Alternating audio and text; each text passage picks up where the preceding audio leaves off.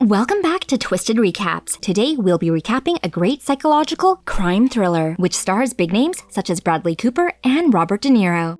So let's get to it. The film jumps right into the action, with someone banging on the stainless steel door of a fancy apartment. A quick cut to the monitor shows that the security systems are down, as well as a number of bodies lying on the floor. The camera then zooms in to the top of the building, where a man stands on the edge of the balcony of the penthouse, ready to jump off. He contemplates his situation, stating that he had almost changed the world, but now all that he would impact is the sidewalk. The camera then zooms down the side of the building, as if it's falling, leading into the opening credits. After the credits are finished, the camera pans down from the sky to show Eddie walking in the street. The narrator states that the man is him, the same person we saw standing on the balcony. However, this was him in the past, not that long ago. The narrator then goes on to explain that he is a writer. The film then cuts to show Eddie struggling with writing his story. After a couple months with nothing to show for it, Eddie sits in a cafe with a woman called Lindy, who is sitting across from him. Lindy hands Eddie some house keys and tells him that she is breaking up with him. Eddie tries to stop her by going to propose. However, she quickly shuts him down by mentioning how his first marriage to a woman called Melissa didn't work out for him. Having lost Lindy, Eddie walks the streets. Whilst doing this, he bumps into his ex-brother-in-law, Vernon, who used to be a drug dealer. Vernon invites Eddie to have a drink with him and to catch up. Once at the bar, Eddie reveals to Vernon how he hasn't written a single word of his book. Vernon decides to help Eddie out and offers him a pill that he claims will allow Eddie to access 100% of his brain. At first, Eddie refuses. However, Vernon assures him that it's an FDA-approved drug that will be coming onto the market soon. Vernon then gets a call which forces him to leave Eddie in the bar, leaving the drug and his contact card with him. Eddie walks back to his apartment and, thinking his life couldn't get much worse, decides to take the drug.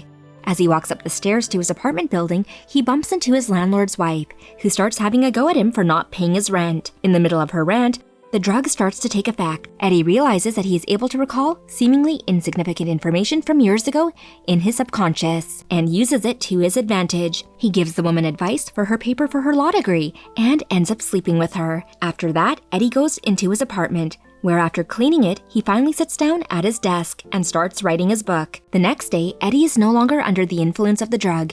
He notices his laptop, which has the pages of the book that he managed to write. He takes this to his agents. Upon returning home, Eddie sees that he has 3 missed calls on his answering machine, all from his agent who loved the story. Eddie goes to call her, but stops when he realizes that he only managed to write because of the drug that he took. He decides to go and visit Vernon to get some more of the pills, but when he meets him, he sees that someone has beaten the man up. Vernon guesses that Eddie wants some more pills, which he reveals aren't actually FDA approved, to which the man says yes. Before giving them to him, Vernon tells Eddie to grab his dry cleaning and some breakfast, basically turning him into his errand boy. Eddie agrees and does the chores for him, but upon returning to the apartment, he sees that it has been trashed and that Vernon has been shot in the head. After calling the police, Eddie realizes that whoever killed Vernon has been looking for the pills. The man then goes on a frantic search throughout the apartment, trying to find the drugs. He eventually finds them hidden in the bottom of the cooker, just before the police arrive and take him to the station for a statement. Once finished with the police, Eddie goes home, where he immediately takes one of the pills.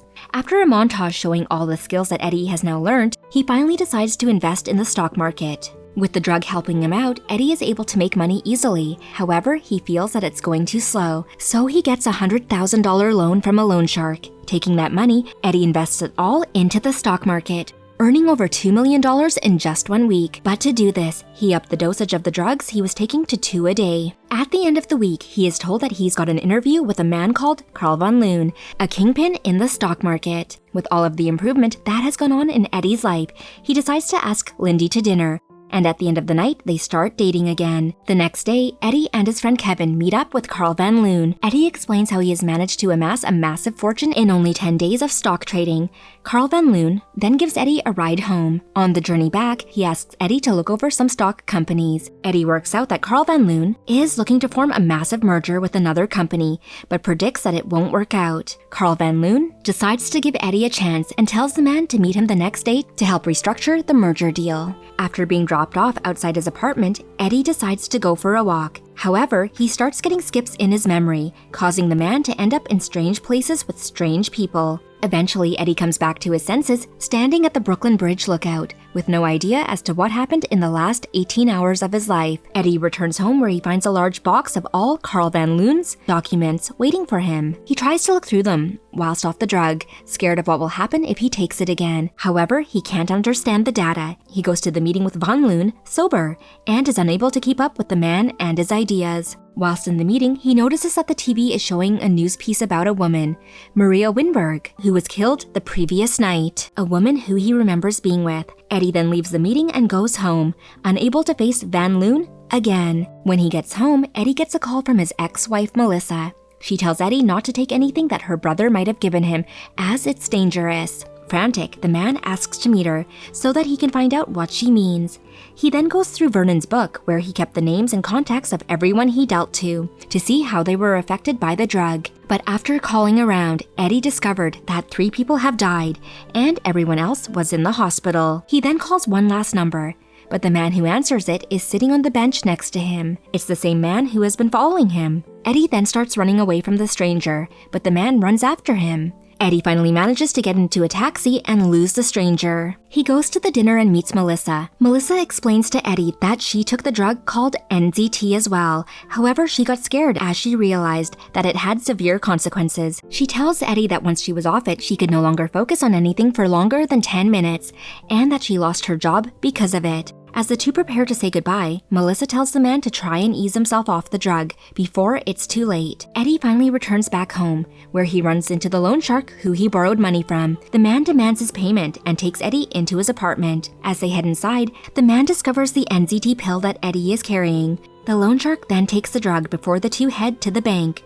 After getting the money, the two men separate, and Eddie, now looking quite sick, makes his way to Lindy's workplace. He barges into her office and collapses on the floor. Worried, Lindy offers to take him to the hospital. However, Eddie tells her not to. He then ends up telling her everything he's been doing. After telling her the truth, Lindy guesses that he wants her to go and get his pills. She goes back to her house, where he had moved his stash to, and finds the hidden drugs. On her way back, she gets stuck in a traffic jam. She calls Eddie and tells him that a man is following her. Eddie immediately tells her to call the cops. With the cars at a standstill, the man gets out of a taxi behind her and starts walking toward her car. The man tries to get into the taxi with her. However, Lindy exits out of the other door and runs away into a park. The man follows after her. Lindy runs into 2 men walking along the path and asks them to help her. The men tell the stranger to leave her alone. However, the stranger quickly kills them both. The next morning, Eddie wakes up to see Lindy getting ready to leave. He tries to convince her to stay. However, she refuses and instead breaks up with Eddie. After she leaves, Eddie spots the loan shark from before, waiting for him on the streets below. He approaches the man, who tells him that he wants some more pills. Eddie gives him a few more, hoping it will buy him a little bit of time as he figures out a plan to keep safe. He hires a couple of security men and then goes back to Carl Van Loon and apologizes for his behavior the last time that they met, blaming it on being sick. Despite on how things ended at their last meeting, Carl Van Loon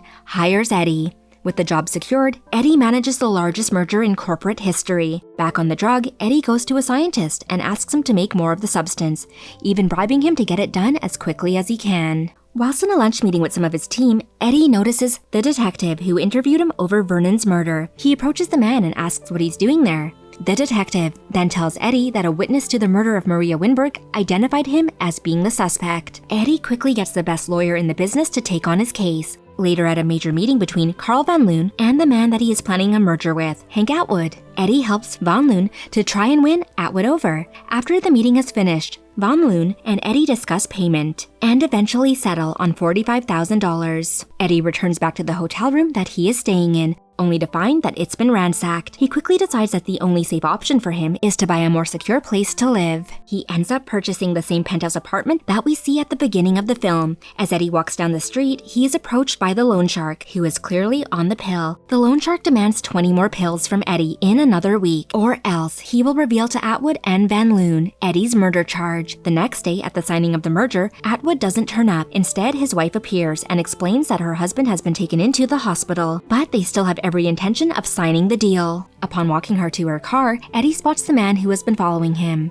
Eddie then realizes that the reason that Mr. Atwood is sick is because he is out of NZT. As Eddie's murder charge continues, he is brought in for a lineup. However, the witness doesn't identify him.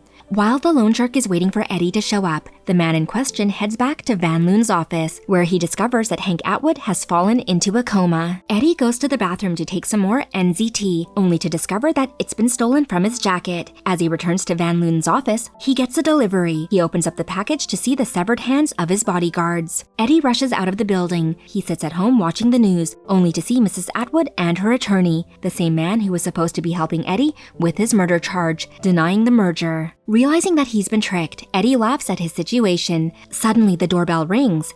Eddie checks the security cameras, all of which have been smashed, except one, showing the loan shark and his men at the front door. Now caught up to the beginning of the film, Eddie stands on his balcony ready to fall to his death. But as his feet start to slip over the edge, he pulls back, deciding that he wants to live. He tries to remember where one last tablet of NZT might be, and discovers it in his old hiding place, the tin of jasmine tea. As the men cut their way into the apartment, Eddie tries to take the drug, but ends up falling over and dropping it down a grate. Frustrated and afraid, Eddie tries to run for the balcony, but he is stopped by one of the loan shark's men. He is sat in front of the loan shark, who questions Eddie where his stash is. Eddie tells him that there are none left, and the loan shark orders his men to search for it, while he gets ready to torture Eddie. Taking the opportunity to grab a kitchen knife, Eddie hides it behind his back, while the men are distracted. The man approaches Eddie with a knife in his hand, but Eddie outsmarts him and ends up stabbing the loan shark instead. Eddie and the loan shark struggle before both of them collapse on the floor. Eddie lies unable to move because of his lack of NZT, and the loan shark bleeds out next to him.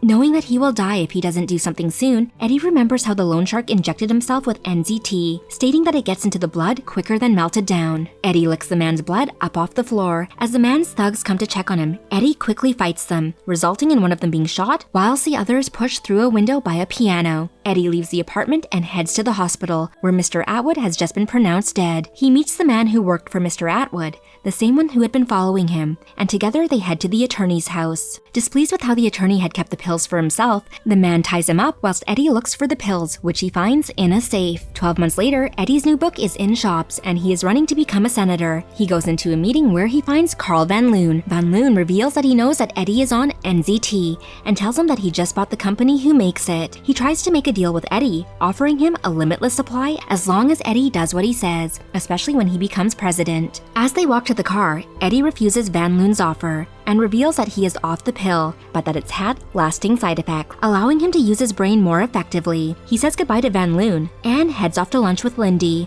The film ends with the couple happily together and the prospect of Eddie one day becoming president of the United States. I hope you enjoyed this recap. Let us know what you thought about the film in the comments below, and we'll see you next time as we recap more awesome films for you.